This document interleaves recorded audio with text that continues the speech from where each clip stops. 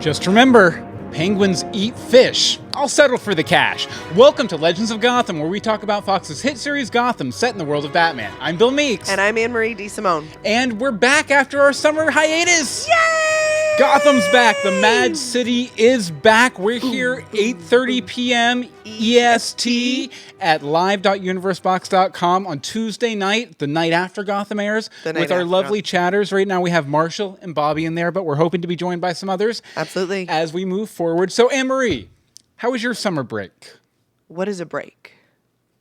How was your summer break from Gotham? That was good. Good. Lots of stuff. One thing that I will mention, and this is the last episode back, episode 81 on our Legends of Gotham feed. We did the first live episode from Tampa Bay Comic-Con. That was so amazing. Oh, it was. Hey, and speaking of Tampa Bay Comic-Con, some people that we met just joined the chat room. Oh, the wonderful Fish Mooney and Penguin cosplayers. Yep, Casa Commotion. Casa Commotion, who got to hang out with Robin Lord Taylor, but we'll talk about that later. Oh, yeah, we will. No, but it was a good time. We had Bobby, who you know from her voicemail section, on the panel, and it was a really good time. Hopefully some of you listening caught us there and came and checked out the show and everything. But before we get too in-depth into talking about last night's episode, Better to Reign in Hell, we do have a very special voicemail from a great friend of the show, also an executive producer on Gotham. No biggie. Yeah, Mr. John Stevens. So, John, why don't you take it away with 3 teases for Season 3. Take it away, John. Ooh. Hi, this is John Stevens. I'm an executive producer at Gotham. Hey. And we have a lot happening in Season 3. We have the Court of Owls coming to bear on Gotham City, and their actions will have incredible impact upon all of our characters. We have the Mad Hatter coming to town, who's searching for his lost sister, who's will be carrying with her a sort of curse that will affect all of our characters. We have Jim Gordon dealing with the love of his life having been taken away from him, and he's no longer a part of the GCPD. And we have a new Poison Ivy, who will also be turning our characters' lives upside down. I think it's going to be a great season, and I hope everybody enjoys it. Thanks a lot. Thank you very much, John. It's always great to hear John. from John Stevens. Unfortunately, we weren't able to have a phone interview with him. Just ran out of time, but hopefully we'll be able to get him on maybe a little later this season for a quick one-on-one kind of talk sesh. But those were some good teasers. I didn't know anything about the curse with the sister and stuff. I love a good curse. Yeah, definitely. So a little spoilers, but it's from the executive producer, so it's all right. Okay, Anne-Marie, how do we do this? You know what we do. What do we do here? Hold on. Gotham. Got ham. Ha ha ha ha. No, we talk about the episode in general, and we start with a riddling, rhyming episode summary. So why don't you do that, and then we'll talk about the episode. Okie dokie. What does Jim do when Leslie is taken? He hunts the monsters Hugo awakened. How will the board take the Wayne ultimatum? It's not like they didn't already hate him. Can Oswald find fish? He offers cash. Did Tabby turn Butch's heart into mash? Mm-hmm. Will Mooney's power destroy her every cell? All of Gotham knows it's better to reign in hell. Better to reign in hell. Wow. That's awful. But what did you think of the episode? Are you saying the episode was awful, Anne-Marie? No. I'm sorry. Whatever that cackle thing is. So what did you think about the episode? Real quick. 2 thumbs up. 2 thumbs up? Boop. You liked it? Liked it. Definitely. Me too. Last season, I thought the premiere felt like we're setting up the main conflict. We're setting up this plot line with Theo Gallivan and everything. This felt like it was just boom everywhere. Yeah. Danger's coming from all sides, and we have to show you everything, all 20 facets of Gotham right now, so you understand what's coming. Well, and I think we just left in such a world of flux. Mm-hmm. Big kabooms, basically, at the end of Season 2. And it's okay, where do we pick up from that? Yeah. Where do we go now? And so we had to pick up First off, we'll flash forward 6 months. No, we take a leisurely walk with bubbles in the sky, and then we flash forward 6 months. Flash forward 6 months. Totally. But okay, speaking of that guy who was walking through the bubbles, the first thing I want to talk about tonight is Batman Sans Tights, a.k.a. Jimmy Gordon. Jimmy Gordon. I was thinking about this during the entire episode last night, and I think it had something because Ben McKenzie did an AMA on Reddit yesterday, the day of the premiere, yeah? and I was reading through it, and he said that the way the show was pitched to him was Jim Gordon as Batman sans tights, and I could totally see that as they were going through the episode last night. You know, he really has become Batman without the costume. Right. Sure, he's a bit of a drinker and he has some emotional problems and stuff, but who doesn't in Gotham? Besides that, he's Bats all the way. You know, he's basically, you know, he's a vigilante in Gotham, tracking down monsters the GCPD can't handle on their own, saving the city while making the police look bad to the press in the process. Yeah. Which, there I mean, yeah, that's the definition of Batman right there. So he's kind of fallen into this Bat vibe, if you will. He's vibing. Okay, so I was thinking about Jim in these terms, and on my second watch through last night, I developed a crazy theory. I know you're shocked. I know. You know, the man and his crazy theories. I don't know, man. Okay, so what you got? If you missed it over the summer, Ben McKenzie was talking at Comic-Con, and he said that Jim Gordon will become an iconic character known to Batman fans throughout the course of this season. And we were speculating, you know, maybe it's the Gray Ghost, maybe it's this, maybe it's he'll that. just grow the mustache. Maybe you'll just grow the mustache. Finally, we get the mustache's origin story. He forgot to shave, and for some reason, he only grows hair right here on his upper lip. No, but I really think he might become literally Batman this season. With tights, possibly. The thing that got me thinking this is in last night's episode, in Better Terrain in Hell, Valerie Vale takes a picture of him while he's fighting with that awesome man-bat monster guy, you know, in the window and stuff. And I think that photo she took of him that they kind of teased in the montage right before Bruce gets captured. I think it's going to come out in the press, and he's going to become sort of a folk hero for Gothamites. Mainly because he's been so effective against the monsters. She's going to write a big expose, the real hero for Gotham City, and that photo will be there. And, you know, this piece and that piece will coalesce. And, you know, he'll become this folk hero. Maybe they'll even start calling him Batman because he was in the picture with the bat. Oh. Yeah, so I'm thinking, you know, maybe that kind of tease that Ben McKenzie gave at Comic-Con. Maybe Jim Gordon is literally going to become Batman this season. Ooh, that's fun. Which is nothing I ever would have guessed before last night's episode, but it seems like all the pieces are there. It's all pointing there. It could definitely fall into place. I like it. For sure. But, you know, enough about bats. We have a lot of animals to talk about. This is the animal-themed episode of Legends of Gotham. We've talked bats. We're going to talk penguins in a bit. We'll probably talk some cats. But right now, Anne-Marie, what did you want to talk about? You wanted to talk about a very specific animal who has been mostly gone in season 2. Hi, fishy, fishy, fishy. Fish Mooney Bitch. Okay. Fish Mooney Bitch is the character. Hashtag Fish Mooney Bitch. Okay. Fish Mooney's a very smart woman. She's very business oriented. She knows how to get her way. All of that. How in the world did she know that she needed this one specific immunosuppressant medication that is only sold at 3 pharmacies to help with the adverse reactions to her powers? She's Dr. Fish Mooney Bitch. Apparently she is Dr. Fish Mooney Bitch, MD. Like, I don't understand. Like, I get she wasn't awake long enough before the breakouts to have, like, seen them giving her the suppressant or anything. So that really confused me a little. Yeah, well, I mean, she's had 6 months to maybe go see a doctor. What? Oh, yeah. Oh, yeah. She's going to go, excuse me, touch. I need you to tell me what's wrong with me. Ow. I just used a magical power. Ow. So that's a little strange to me.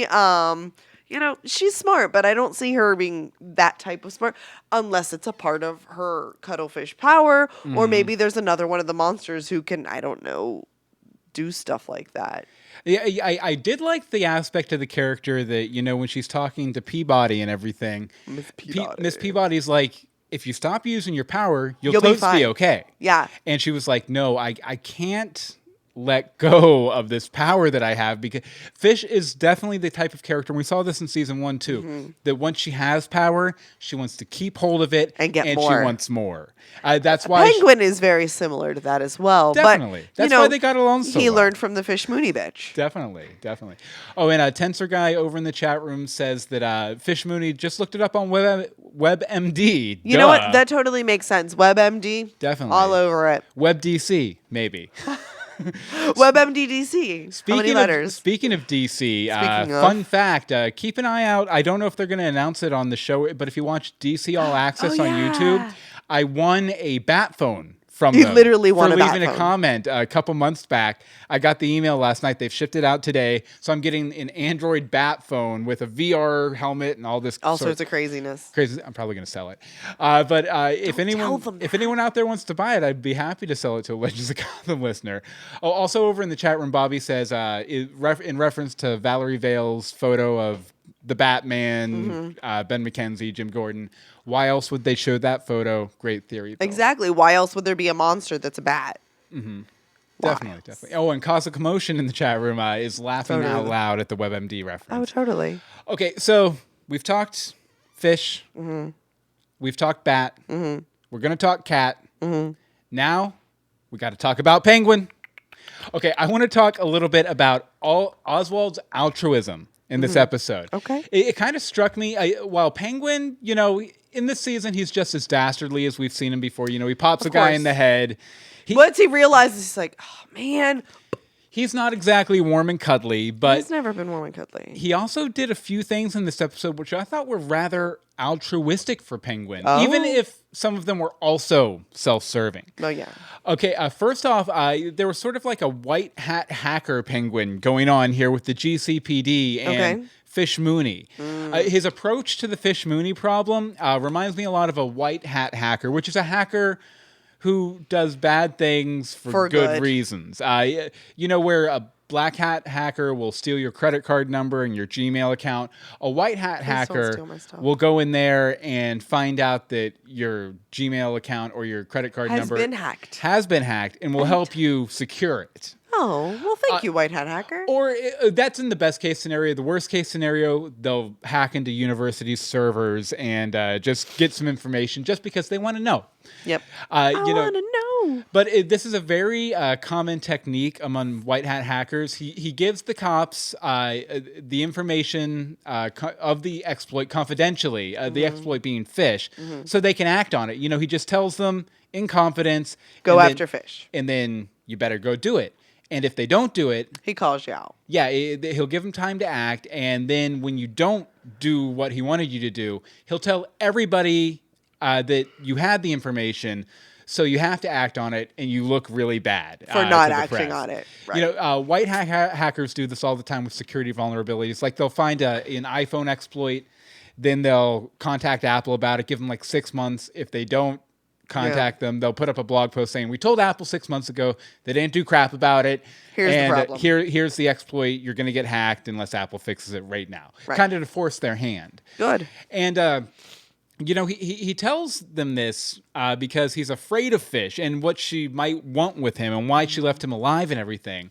That is a good question. But at the same time, it happens to be for the benefit of Gotham, because obviously Fish Mooney being out there isn't for the benefit of Gotham. Her being behind bars or dead or whatever.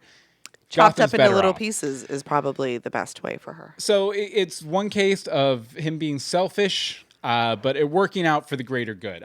Another thing I saw in this episode was him visiting Ed in Arkham these months. Wasn't that precious? While it's implied through the dialogue and everything that he's done many kind things for Ed over these months. He sent him biscuits. Has visited him a lot, given him gifts.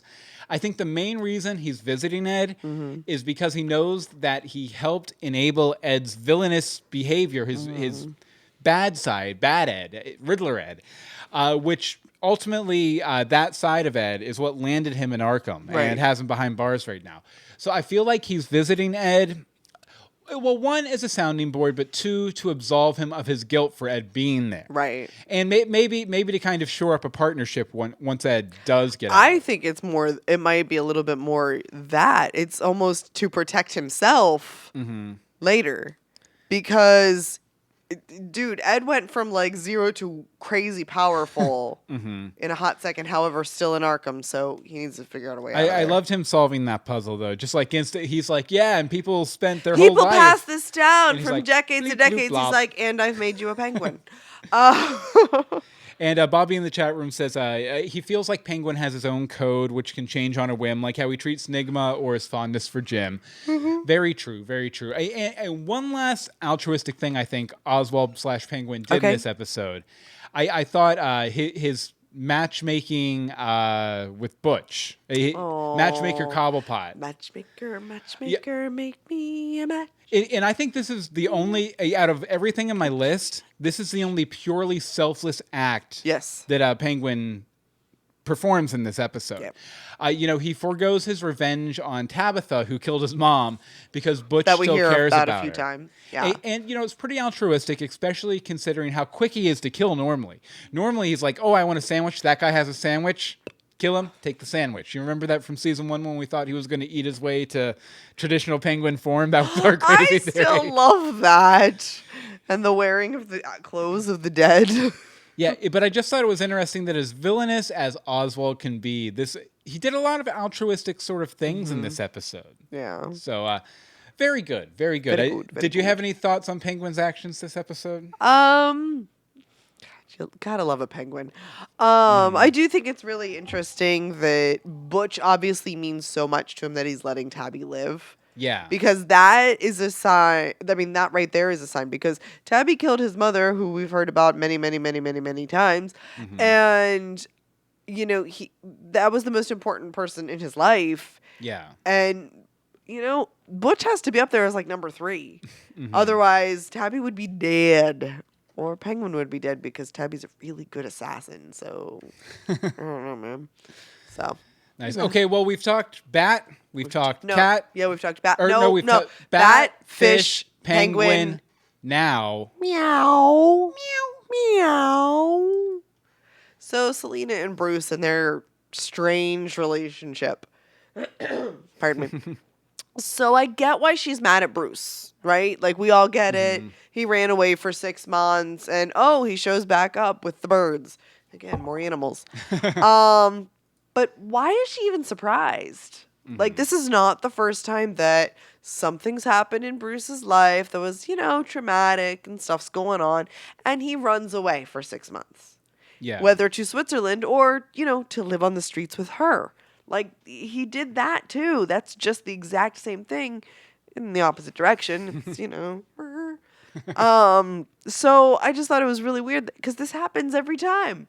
This has happened both seasons, that at least once that there was one of these moments where Alfred has decided he needs to leave for a little while and figure out what's going on. And Selena gets mad every time. Like, well, I will say that this is kind of a common trope within the bat-cat relationship in the comics, too, once they're adults, is that, they're really warm with each other, and then they're really cool with each other. It's a cycle. Okay. So, and this could be part of that. Is she mad that he didn't take her with him? Because I know in the past she hasn't really shown, that type of interest. She likes to live on the streets and all that. But they're getting older. They're getting a little bit... I mean, this is before he lived on the streets with her and they really got to know each other. It made sense that no, she wasn't going to go live at the manor or anything. Yeah. Excuse me. But now, they've been through all that. They've had all these experiences. They've helped each other significantly in different ways. Maybe she thought he abandoned her. Yeah, he ran away. I kind of got the impression that he never said anything to her. It was just like, no, he just disappeared. He just disappeared, and that she risks her life for him. That I'd be mad too in that respect. Like she obviously thought about it. Going to Italy and eating pizza all day. I love how she associates pizza with Italy, even though I don't think it's not Italian. It's technically not an Italian dish. I don't think. No, it's not. Yeah. So, I thought it's weird. It's like, while he's gone, she's thinking about him. It's pretty obvious. So let's see, if he'd have taken her with him, she probably wouldn't have got mixed up with Fish again. And, if that would have happened, then Ivy wouldn't have had to run after her, and then Marv wouldn't have gone after Ivy, and then Ivy wouldn't have fallen into the sewer, because that's what happens to Batman villains. And we would have had a whole different season 3. We'd have had a whole different season. It would have been called maybe Heroes Will Fall instead of Mad City. Oh, potentially. Oh, wait. They tried that. He tried that. Actually, little note on that. I did read an interview with not John Stevens, but another executive producer of Gotham, who they said that originally it was going to be Heroes Will Fall, but once they got a character coming up with a hat in there, Mad Hatter, maybe. But once they got him in there and realized how cool of a character he was, they wanted to bring the focus more on him, so they kind of changed things up a little bit. Around, I guess, episode 6 or 7 is when that happens. Good to know that. Bobby in the chat room says, didn't he say he tried to find her? I didn't hear that part. I think Kat will align herself with whoever she thinks is on the winning side. Well, yes, definitely. I absolutely agree with that. And Cosmic Motion asks, will Kat align herself with Penguin? I don't know. See, she usually chooses Fish over Penguin. Mm-hmm. Fish is more powerful, I think. For now. Because she literally has powers. She literally has magical powers. So, I don't know. She has in the past. She has worked for Penguin a lot in the past. And she's also had a really good relationship with Barbara. She's that person in high school who got along with everybody and steals from everybody. And she takes where she can, but I think the only person she's ever had a true alliance with, I think, is Ivy. Yeah. And that's not really going that way anymore. Probably not. Probably not. They're probably going to have a generation gap here soon, I'm assuming. A little, millennial to non-millennial. Okay, Anne-Marie. Yeah. It's been months and months and months. Guess what time? Oh, wait, hold on. Do I have any here? What do you have one? I do. Okay, so you know what time it is? It's time to look at this Joker. Everybody looking at Jokers. Look at the Joker. I feel like I'm in a Jay and Silent Bob movie all of a sudden. Noinch. Joker. Laugh. Murder. Gas. Okay, look at this Joker. This is the segment where we always look at the hints, sometimes blatant appearances, references to the Joker on Gotham. We've been doing this since the pilot, season 1, episode 1, where the awkward comedian, and then we had awkward comedian Laszlo, Fish's waiter that we thought might be the Joker, and on through so many seasons now. Which, by the way, you can look at our entire archive of Jokers at legendsofgotham.com/look-at-this-Joker. Or just go to legendsofgotham.com and click on look at this Joker right at the top. Yeah. And we keep going through all the stuff until this week's episode, Better to Reign in Hell. And this week's Joker, I like that you did actually Stabby Babs. Yes! Barbara's laughing fit when confronted by Butch's plant at the Siren's Cwub was very obviously inspired by her former magician friend Jerome, as was the psychotic beating she gave him right after. God, that was beautiful. She even cracked a joke when Penguin came to fix things, later on in the episode. Mm-hmm. One can only hope that when Jerome comes back, we'll see our crazy couple reunited. Reunited, and it feels so good. But they definitely did have a party in the Cwub. Party in the Cwub. Boop. Something about dubs. No, but this is Look at This Joker. We didn't have a very solid Joker this week, but return later for more improvised songs and more Look at this Joker. We might need to make it a ballad one of these days. Look at this Joker. Oh, we need. Okay. Yep. Okay. Before we get back into the main discussion, we wanted to tell you a little bit about our Patreon, which we revised. Oh, hey. It doesn't have the new logo yet here for Universe Box, doesn't. but we revised for the new year. Patreon.com/Universe Box. This is where you can go and kind of support us. If you like what we do, if you want us to do more of it, if you want us to help us pay the internet bill, the electric bill, yes, please, all that kind of stuff. As we're putting so many resources into these shows that we do. it would be nice if you could go just give, throw a couple shekels over there. You can give us $1 a month. There are all sorts of rewards. For $1 a month, you'll get a bunch of bonus stuff. $5 or more. $5 or more actually is the big one. Because the big one. For $5 or more a month, you become part of the $5 Star Patrons Club. Well, we will read your name out in every episode. Did you update this? And yeah, I did. Okay. And word on the street is that if you're a member of the $5 Star Patrons Club, you will be very attractive to the opposite sex. Or the same sex. Or the same sex, depending. That you will be attractive to whatever sex you want to be attracted to. Exactly. We are friendly. And the good thing is using that power won't kill you. We want to thank all of our members of the $5 Star Patrons Club today, including Becca Baca, Angel, Kelsey, Holly Mac 79, Monica Jones, Sage of Earth, a.k.a. Patty, Harry Seidler, Tim Peters, Robert Cattler, and Hope Mullinax. You guys are the best. You guys are our favorites, except for the other people who aren't in the 5-star. Did you ever know that you're my hero? That's all I got. We also have a lot of unlockables, too. We can get new podcasts. We'll do a podcasting course, and you'll get it for free. If we reach certain goals, like $100 a month, $200 a month.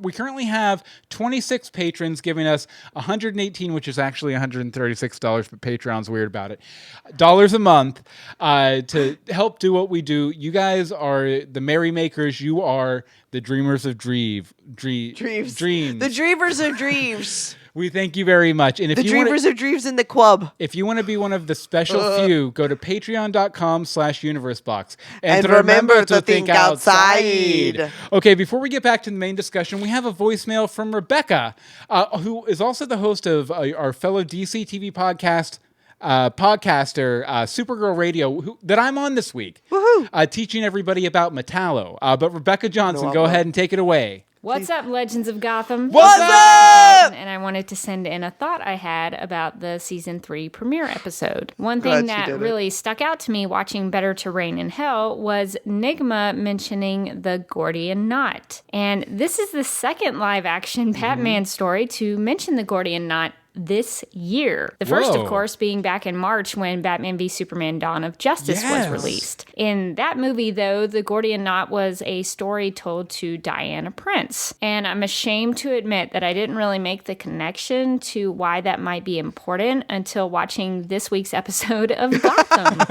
Nigma talks about how the Gordian Knot was cut, and it finally hit me that the reason that is associated with Diana in Batman v Superman is because she, as Wonder Woman, cuts off Doomsday's arm, and that plays heavily into the climax of the movie. So Gotham taught me something that made me connect something back to Batman v Superman, so I thought that was pretty cool. So anyway, I've missed this bonkers crazy show, and I cannot wait to hear your thoughts about it.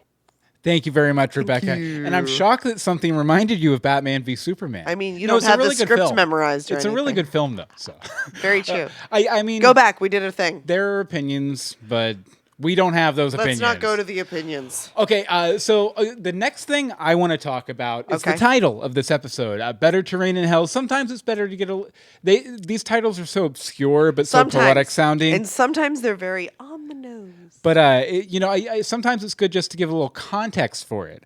Okay, so the title is from Paradise Lost. If you're not familiar, it's a friendly little story about God and Satan battling each other, and Satan's sort of the protagonist. Okay. But here's the full quote. Here we may reign secure, and in my choice to reign is worth ambition, though in hell.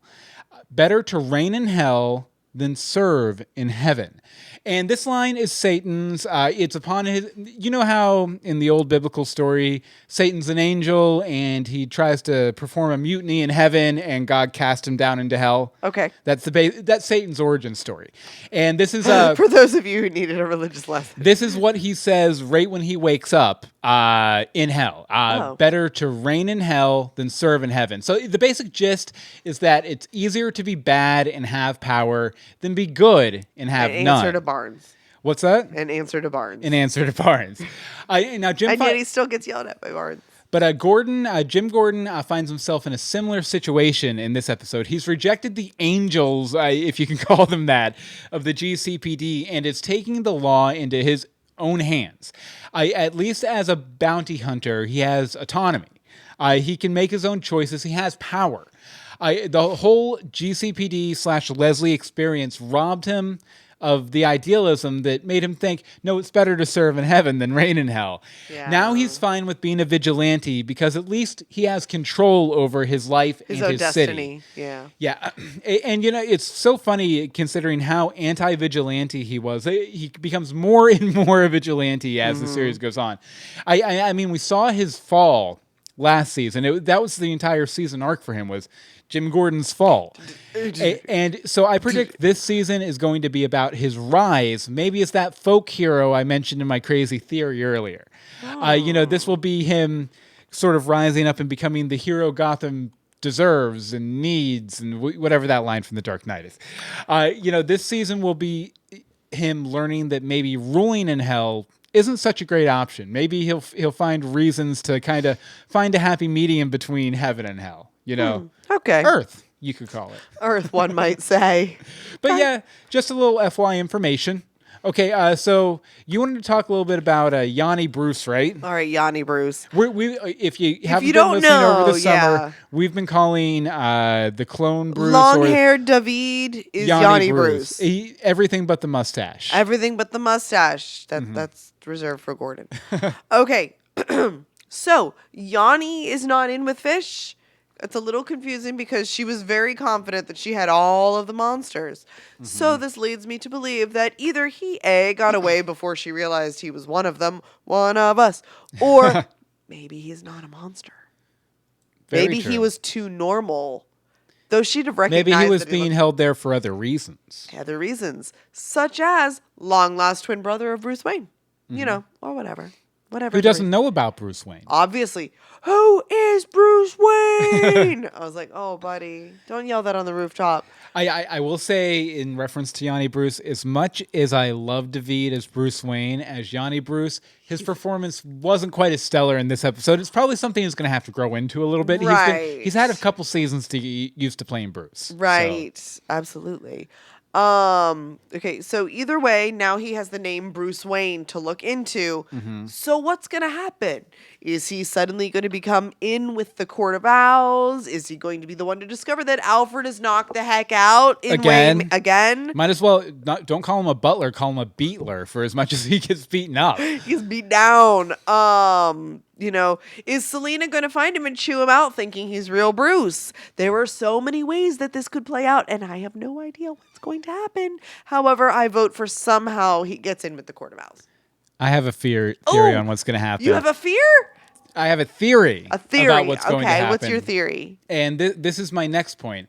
The Prince and the Yanni. The Yanni Bruce. Is this like the Prince and the Pauper? Yeah, I feel like Yanni Bruce, whoever he is going to go through a whole Prince and the Pauper scenario and replace Bruce Wayne while he's being trained by the Court of Owls. Because right now the Court of Owls has him. We've seen in the preview for next week's episode that he's going to have a conversation with Owl Lady. So I have a feeling that Bruce might join the court. Like he's fighting him right now at the beginning of the season. He's coming at them. I have a feeling they're going to convince him to come over to their side, and this is where he's going to start getting his bat training that we've been waiting to see. I mean, we've got boxing lessons with Alfred, but Bruce Wayne traditionally trains with a lot of master fighters and stuff. Who better to train a Batman than a Talon who is pretty bat-ass in his own way?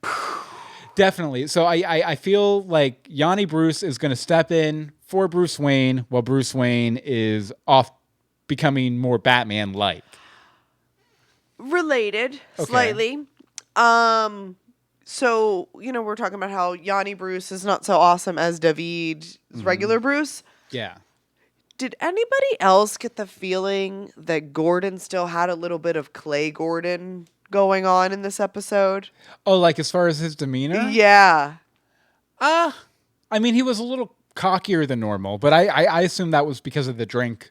It might have been, right. It might have been because of the drink, but he felt a little bit, maybe. That would be me wiggling my face for those of you Alcoholics have that problem too. Like, Smashed potato face. Although something else fun that Ben McKenzie said in his AMA yesterday on Reddit. I really should have read that. Was that when he was playing the Clayface Gordon, he pictured him as a 2-dimensional cardboard cutout of Jim Gordon. Like, that's what he was playing. That's awesome. That's awesome. But, okay, back to my Yanni Bruce thing. Okay, sorry. It's cool. It was one of those things. It happens. It's what we do. Okay, so I'm wondering, if Yanni Bruce steps in for actual Bruce, will John Tesh Bruce? Maybe. But will Selena help him with the ruse? I think she will. He's already watching her from afar, and since she isn't too fond of the real Bruce right now, I can totally see a situation where she joins forces with Yanni Bruce to, bring this ruse to fruition, even if only to make the actual Bruce jealous or upset that he, upset her. Yeah. Yeah, okay. To just to get back at him a little bit. But I could totally see, Selena and Yanni Bruce teaming up. So, that would be interesting. It's either going to go that way where they team up and Selena's in on it, or Yanni Bruce is going to convince Selena that he's actual Bruce. But I don't see that happening. I don't think he could, unless he has help from Alfred or something. Which why would Alfred help? If that's the only way to get Master Bree back. So, Cause of Commotion points out that Jim does have the side mouth speech thing going. So I think there was a little character bleed or something. Maybe that's how Ben McKenzie plays drunk. Is by cardboard cutout Jim Gordon. That's what he's like as a drunk. So we all know now. Very so there's that. Okay, so you want to. Okay, so we've talked about cats, bats, penguins, fish, Yannis. You want to talk a little bit about tabbies? Tabbies and babbies. Tabbies and stabbies. Tabbies and stabby babbies. Tabbies and stabby babbies. Hearts. I'm sorry. I love these girls. Party in the Cwub. Party in the Cwub. Boop. I need that as like a ringtone or something. I just love that if only we were recording this. I love that they're running a club out of her penthouse apartment. And I don't care what you say. There is no denying that is her apartment. That's totally the same. I'm sorry, Gotham set designer guys. Like... And the warehouse where Fish and her monsters were was the same warehouse that that we've done everything in. Yeah. The warehouse, that's fine. I can deal with a default warehouse. But we used this set as Galavan's house too, with like a twist. Yeah. And now it's like we twisted it back and threw a bar in the middle. Well, it is a pretty elaborate set, so you can. It makes a lot of sense. Right. I'm just saying. Yeah. They're not trying to hide that it's Barbara's. Although, because the door. People who just watch this show casually probably don't even pick up on that. They have no idea. Us, however, we're like, what's up? That's the condo. So I thought that was kind of fun. But, okay, I maybe I missed something that happens because it's me. So why does Penguin offer to protect them? Is this for Butch and his love of Tabby? That's my impression. Okay, he's offering to protect them when that's why. Okay. Plus, you remember in the season finale, when we last left them, they were all kind of... When we last left them. They were all kind of in on it together with Penguin's stepmom's head on the pike on the table, Yes, I do now. So something... Obviously something happened in the past 6 months. Tabby broke up with Butch. And... got with Stabby Babs again. Okay, it happens. Cause of Commotion, by the way, loves Boop. Oh, I love Boop. Let's see. So they both know that these two can hold their own, and I actually slightly kind of think that the offer to protect the girls is to protect them from the girls. I could see that. Because Tabby is a very, very good assassin. She has shot Penguin. Cray. She has shot Penguin. She has killed Penguin's mom. Her and Babs are the ones who attached different things to Butch's arm. Yeah. Like, Stabby Babs has just gone completely off the deep end. Crazy. So... I think it's to save them from the crazy girls. So he's trying to protect them to endear himself to them. Right. And he should already know by the fact that they're calling him Ozzy that it's not going to work. Yeah. So there's that. Very true. Okay, I think that's all I got for that. Trivia. Trivia. Ozzy Osbourne bit a head off about once. Bringing it back around. Okay, what else is coming back around is one of my crazy theories that I think is starting to bear fruit. Okay, and I don't know if I mentioned this towards the end of last season, but I know I mentioned it in our live episode from Tampa Bay Comic-Con. Go check out episode 81. Out. And that's this is confirmed and has been confirmed for months now that Solomon Grundy is going to appear on the show. And I think I know who he is. Okay, so I've been floating the theory around for a couple months that Captain Barnes is going to become Gotham's Solomon Grundy. Mm-hmm. I based it on Michael Chiklis saying in an interview that something that happens to Barnes this season is the reason he took the role back in season 2.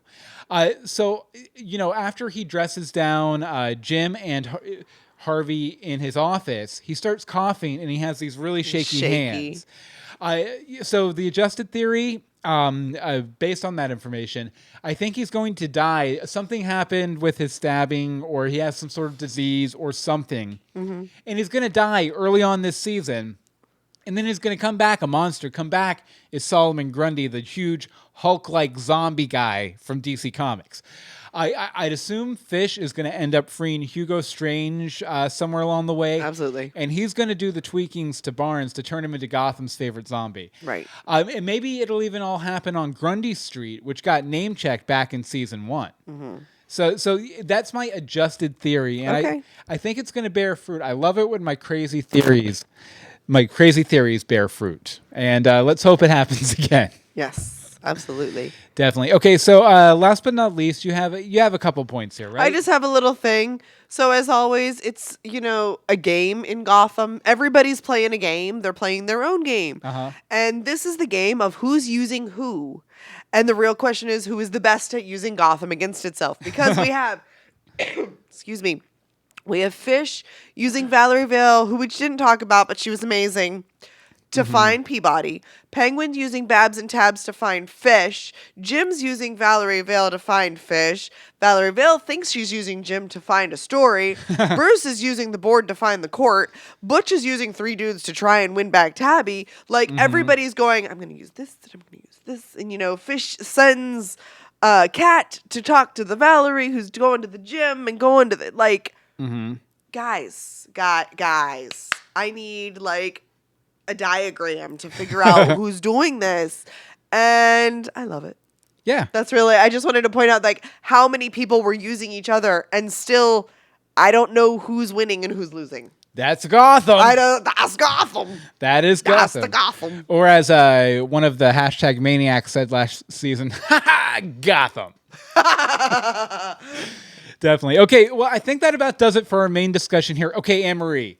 Let's see here. Did you put it in here even? I didn't put it in here yet. What? Okay, out of 17 Peabodies, how many Peabodies do you give this episode? 14. And that's P space bodies. Okay, so how many did you give? 14. 14. Why? 14 Peabodies. Always the land of there's room for improvement. Mm-hmm. It was good times. I laughed. I didn't cry. I got a little sad. I cried a little bit. I internalized. Wait, when Lee was making out with that dude? Lee. How could you do that to Jim? Jim was even in jail. After he pushed you away and you lost his baby. Slightly emotionally abusive towards you. How could you do that? How could you do that, girl? How could you do that? No, I say 14. I liked it. It was good. I can't wait to see where we go. I know that we're going to keep getting better, so there has to be somewhere to go. Yeah. So. Definitely. Okay, let's see. Bobby in the chat room gives it a rare 17 That is Peabodies. rare from Bobby. And you know what? I'm going to give it 17 Peabodies, too. What? Definitely. You're giving it a 17 Peabody? It kept my attention the entire time. Well, that's good. I was wrapped with attention. I love the setups, the direction. The only minor complaint I had, and I voiced it already, was that I thought David wasn't quite as good as Yanni Bruce as he is as regular Bruce, but I'm sure he'll grow into it. Right. 17 Peabodies for me. As for Marshall, Marshall in the chat room gives it 15 Peabodies. And you can feel free to go ahead and check in. We want to know what you got. As we're going on here, but It's time for the news. News. First up, the ratings. Gotham rose 1/10 to 1.3, off from last season's 1.6 for its premiere, but even with its finale. So we didn't lose any. It's exactly what it's starting right where it ended. Mm-hmm. So let's see if we can just bloop, go up. Yeah, it can only go up from here, and I mean, it has good word of mouth. I have a feeling some people might have been waiting for it to come on Netflix to get caught up, and it just came out on Netflix yesterday. So yes, I have confirmed. Cause of Commotion also giving it a 15p bodies. Excellent. Okay, but there is an episode next week, so why don't we go ahead and check out the preview for it? Hopefully this works. It did work. Yay! Perfect. Okay, and this episode is called Burn the Witch. Okay, so let's see here. We have Gotham. Bruce hanging out with the owl lady and the Talon standing right behind him. I'm telling you, that owl lady just wears the mask all the time. Yeah, and obviously it's someone Bruce knows, because when she takes it off, he's kind of shocked. And, Fish... Who could it be? I don't know who. I thought I spotted her in the boardroom next to the guy who wouldn't shut up. And Fish and Hugo Strange meet up for cocktails. That I'm looking forward to. Yeah, and it looks like Penguin also has a gun on Fish Mooney, which we saw in a preview clip back over the summer. They released just like, these are our first days on the set of Gotham, and they just had like little camera phone pictures on set. And one of them was Oswald holding a gun on Fish Mooney. Penfold over in the chat room gives it 16, splitting the difference and giving it 16p bodies. Okay, let's see here. So next up, let's see here. You want to talk about this story, Anne-Marie? Sure. Okay. You heard us name check him a couple of times. Cause of Commotion. Who we met at Tampa Bay Comic-Con. That was literally my next sentence. Who we met at Comic-Con in Tampa Bay. They were recently at, what was it, Fan Fest, I believe, in Orlando. And they met / scared the crap out of Robin Lord Taylor because they cosplay as the Penguin and Fish Mooney. Yeah, and they're amazing. I'm not even going to lie to you. We can go ahead and play a little bit of this video, and you can watch the full video over on our Facebook group, facebook.com/groups/Legends of Gotham. Yep. Oh, screw it. I'm getting myself. A little loud. Scroll ahead. Halfway. Halfway? Yeah. Okay, so let's see here. She gets a little impatient. We have the Fish cosplayer. I forget her actual name. It's on here, there. And Robin Lord Taylor freaks out and runs back through the curtains. No, but really great wig and everything. Amazing.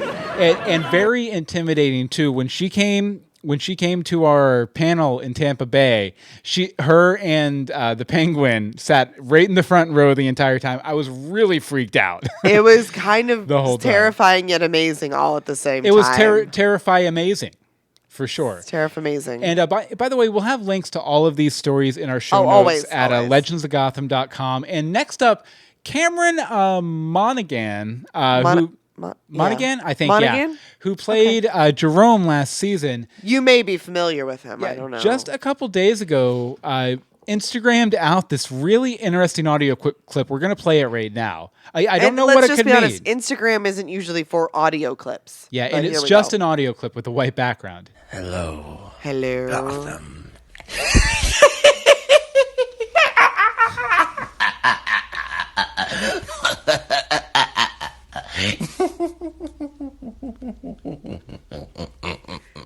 Hello.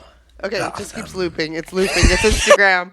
Okay, we don't have to loop it. We don't have to. But yeah, makes a very I don't know. There is literally no reason for him to do it unless he's back. Yeah, and he's been kind of hinting around that he didn't see Suicide Squad because he didn't want it to influence anything, and he's been talking about going off in different directions creatively with roles that kind of imply Jerome. So, yeah. I'm so excited. Hey, and plus we heard Jerome laugh at the end of last season. Yes, we did. So, I mean, and we saw him in a house coat. And this is a little bit of news that dropped over the summer that you might not have heard of. Drop it. They're doing a Gotham novel. It's by Jason Starr. It's called Gotham Dawn of Darkness. The description is... let's see here. That looks like just a description of the show itself.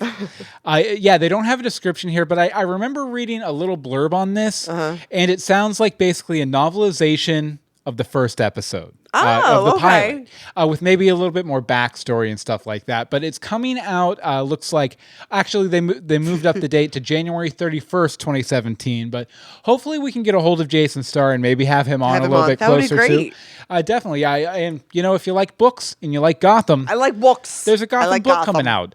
Okay, last but not least, the last thing we normally do is we love hearing from you guys about what you thought about Gotham. As always, you can, when you get done watching the episode next week, what I really need you to do is do something that kind of harms yourself, but is kind of addicting. And No, I'm just saying, like, use your power, destroy your cells, then right before you die, email us, legendsofgotham@gmail.com.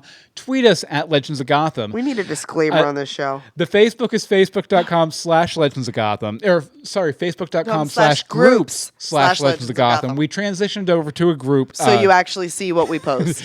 Definitely. And the voicemail number is 424-274-2352. Again, that's 424-274-2352. And first up, as usual, we have Bobby. Take it away, Bobby.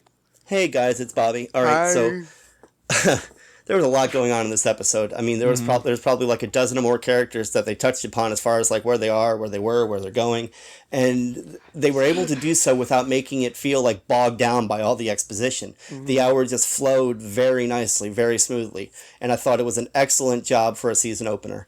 Just setting the pieces for what's to come. Lee, we knew, that Jim was going to go try to find Lee. And I thought that Lee was going to, maybe pick up a baby, or Jim would see a bassinet in the corner or something. Because I do subscribe to the theory that Lee probably had the baby and just told Jim she was having an abortion. Or miscarried, I think. That's not to say that that's not the case, because who knows, maybe the baby was in the nursery or something. And then the next scene where, like I said, we know Jim Gordon, the bounty hunter, and here's him taking down a monster. At first I thought, whoa, is that Killer Croc? Because it does have some of those features. But Definitely. Then, no, we saw Killer Croc at the end of last season, I'm pretty sure, or what we think is Killer Croc. So what is this? Is this like Stegosaurus guy? I've never seen this guy before. Stegosaurus. And we never will, because they're picking up the pieces off of 7th Avenue. I believe I read some internet comments that I'm not familiar with the story, but there was a storyline called, I think, Monsters of Gotham or something a couple years back. And there were a few characters who looked very much like that guy right at the beginning. Okay. So maybe he was a little reference to that. He was a little throwback. Yeah. Police, the scene in the police precinct was great.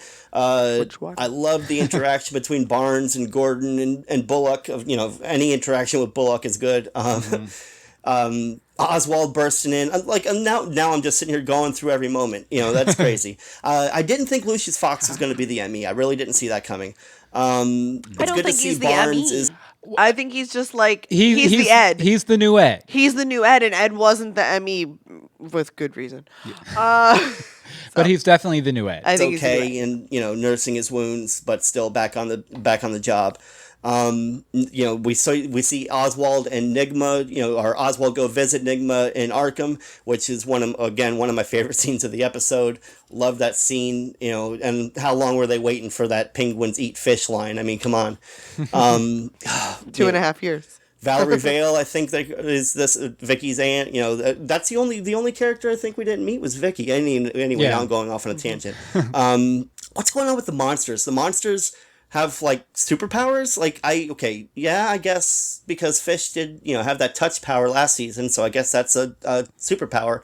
But I really didn't see it coming to where it was going to be there was a character I saw phasing in and out and stuff, and a man bat. What? I really didn't. I mean, we've heard we're going to see Killer Croc. We saw the Stego guy at the beginning. I really didn't think they were going to throw a man bat at us this early. Yeah, I just wonder if it's related to the actual Man Bat character, or if he's just a guy that happens to be Man Batty. This is the first episode of only, and I'm talking like this. I'm just going frantic. This was just a great episode, guys. Bruce and Alfred were great. Why wasn't Yanni Bruce with the other monsters? Because all the other monsters are okay. all the other escapees were with Fish. Whether they were under her control or not is up in the air, but they were with her, and Yanni Bruce was to begin with. So what happened? Did he have a falling out? Did he take off because he didn't agree with what they were doing? Anyway, that's just kind of came to my head. Okay, guys, I'm just going to quit there. I'm sure there's quite a bit that I haven't touched on, but I got to send this voicemail in, and I'm sure it's getting long-winded anyway. So, arbitrary scale, I'm going to go with 47 pieces of Stego Guy. Nice. Okay, Nice. 47 pieces of Stego Guy, I'm going to give it 45. No, screw that. I'm going to give it 47. I mean, obviously, just by the sound of how I'm talking, great episode, guys. Great episode. Awesome. Can't wait to hear what you guys thought, and can't wait to see what happens next week. Thank you very much, Bobby. Very you, Bobby. glowing review from Bobby Hawk. I know, we don't always get a glowing review from Bobby Hawk. Also, over on Twitter just now, Doug Green tweeted us pancakes. Pancakes! No context, just pancakes. You don't need context. Do yeah. you not remember pancakes? Oh, I remember pancakes. I was just thinking maybe he was intending it to be like the arbitrary scale or something. Or maybe he's just hungry and wants to let us know he's having pancakes. Get us some pancakes. I love Legends pancakes. of Gotham. Thanks, Doug Green. Okay, next up we have a voicemail from the host of the Flash podcast, another DC TV podcast, brother in arms. We're all friends. It's a thing. Andy, take it away, Andy. Woo. Hi, Bill and Anne-Marie. Hey. Hi. Podcast just leaving in and calling an early voicemail as I have seen the premiere already. I just wanted to share that that this was a very solid premiere. That it's a good introduction to the new world that Gotham is kind of living in now, which has always been which is the second time that Gotham has done this, that they come back with a new year and it feels refreshing in many ways.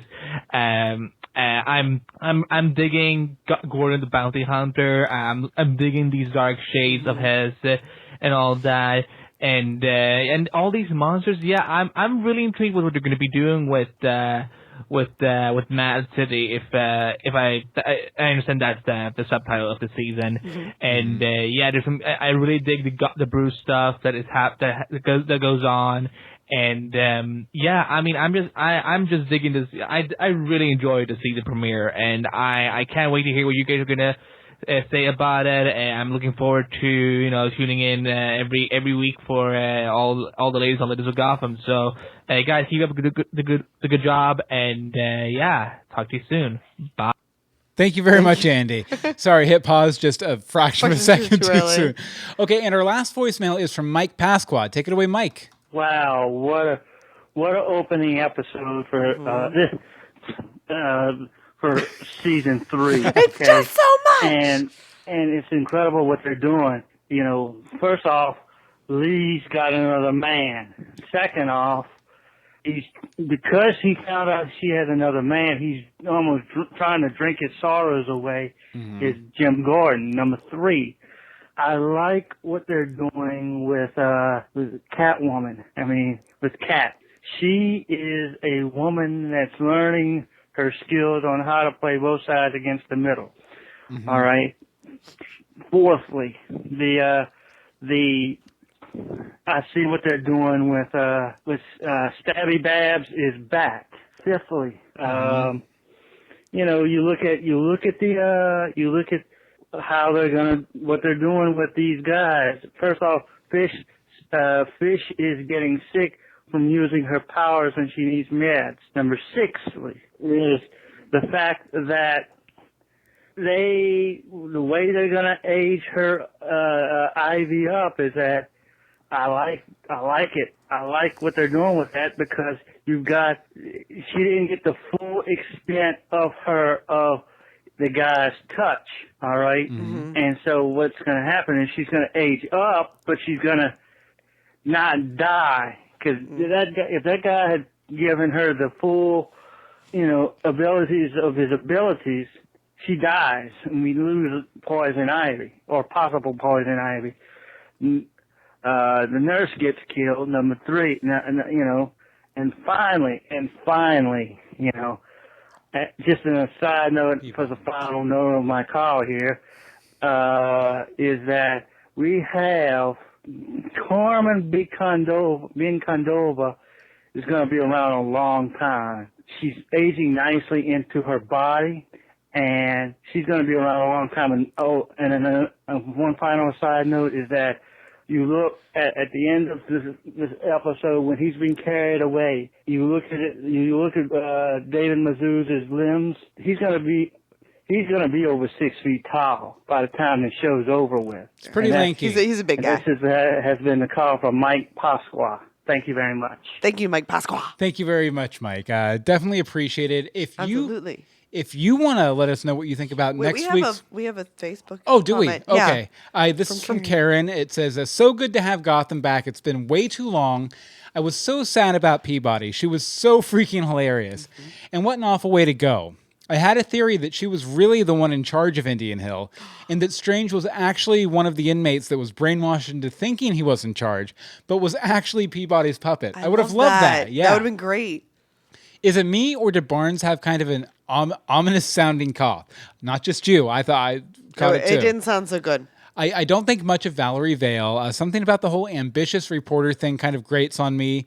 But I'd say Jim needs to get some, so go for it. Just keep your hands off Harvey and Alfred. Because, they're mine. Okay. Fair enough. Okay, Karen. We're going to have to agree to disagree on Valerie Vale, but I have a soft spot for that actress. Mrs. Karen Bullock -Pennyworth.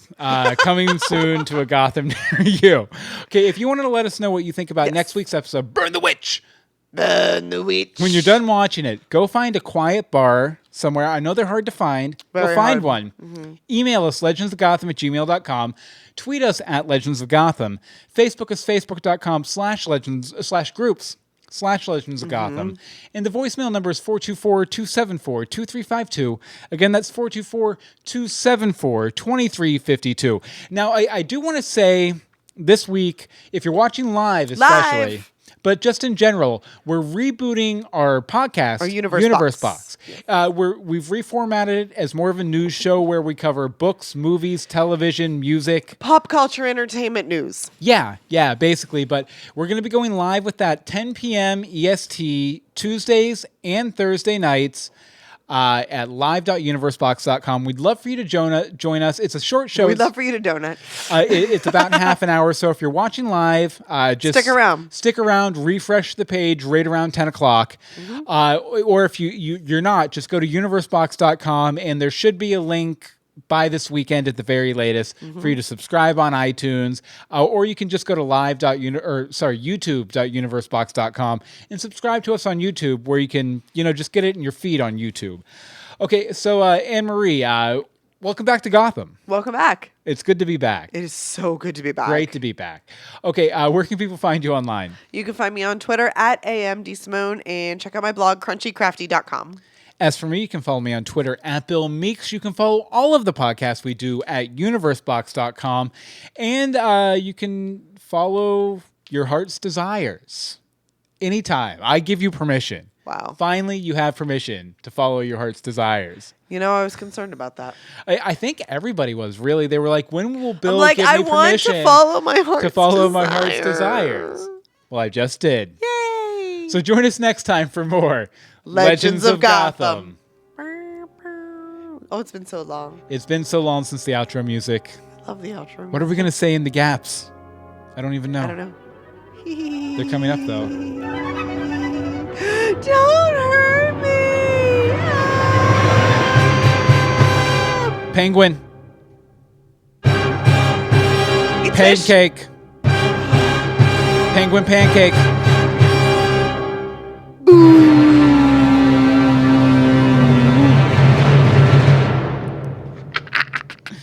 We did it. I'm all about the boop. We did it. Okay, so I have a few options for titles here. Make it quick.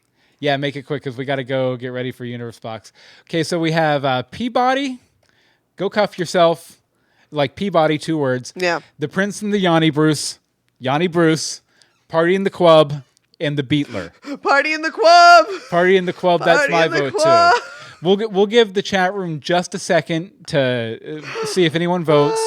It does seem like people are dropping out, though. Leaving. So, you know what? I think we're just going to go with Party in the Cwub. Party in the Cwub. That's definitely the best option there. Totally. I would have it no other way. But hopefully you guys will join us in about 25 minutes. Yeah. For the Universe Box show. So good night. Bye. Love you. Or see you in 20 minutes. Yes, Either hopefully. way. Yeah, and Bobby votes Cwub too. So.